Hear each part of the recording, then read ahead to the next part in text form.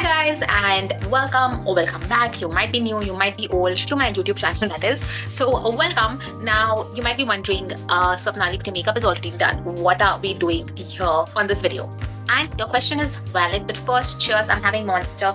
If you are, a kid, you're not a kid anymore, but if you are someone who is in your late 20s, you will agree with me.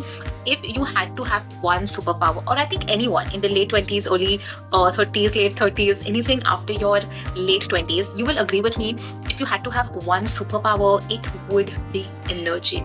I don't know, but I feel like I'm always tired. I always have a lot of stuff left to do. I just thought I'm gonna do a very impromptu video because why the hell not? So I thought, let me just make some content for someone who is watching. And if you are someone in your late 20s, you will relate to this video a lot.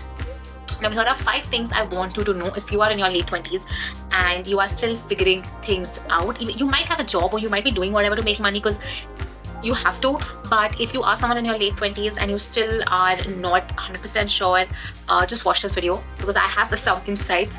Of course, not from any proper source, but they are my insights and I know that these make sense, which is why I'm making the video. Okay, so let's get started.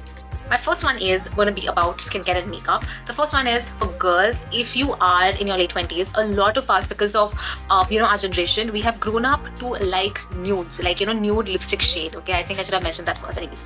So we are accustomed to liking or wearing nude colors, and that's fine.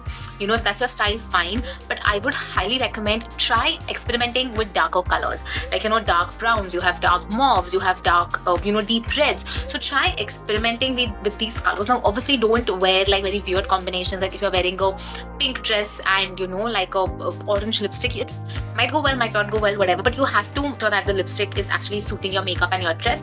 But try experimenting. Don't always play it safe, especially with lipsticks, even with eye colors, eyeshadows and stuff like that.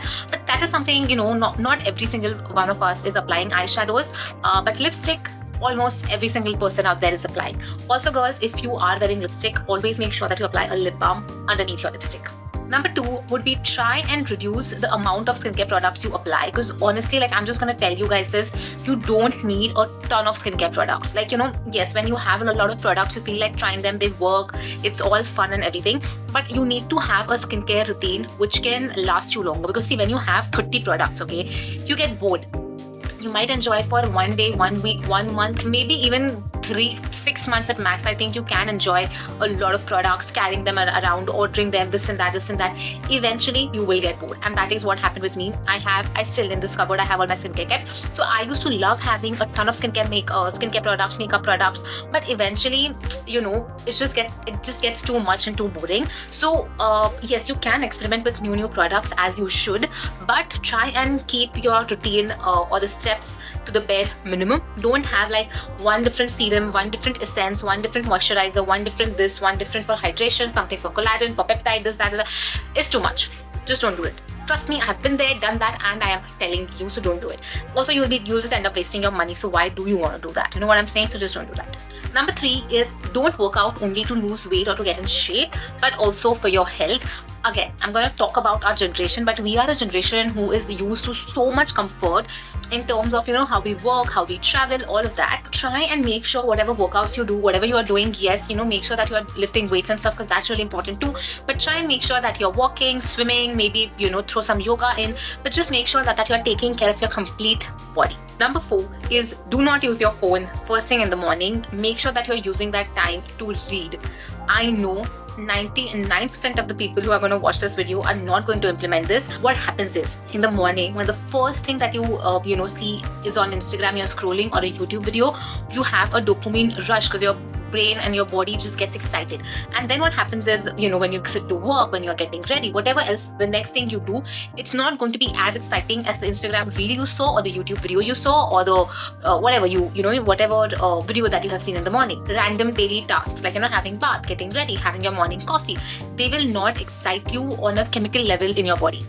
And number 5, so here I have 2 pointers. One is for people who are in relationships and one is for people who are not in relationships. Okay, so let me tell you about people who are not in relationships. I have a point or tip for you, which is do not force yourself to get into relationships, because when you are forcing yourself to get into relationship, it is always, no matter how hard you try, it's always going to come from a place of desperation. But at the same time, have the intention in your heart, and that is so powerful. Do not be desperate. If you want to find a good guy, just have it in your heart. Know in your heart that, okay, I want to find a nice person who, I fall in love with, who falls in love with me, who, with whom I can have a great relationship.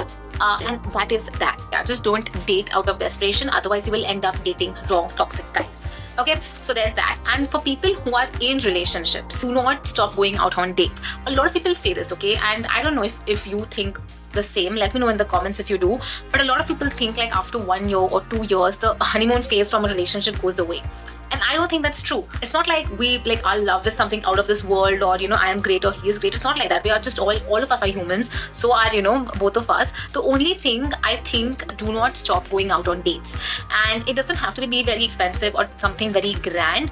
Try to keep it really simple and something which only the both of y'all will enjoy. And yeah, here's to a random video. Hoping you guys enjoy it, and I'll see you very soon in my next video.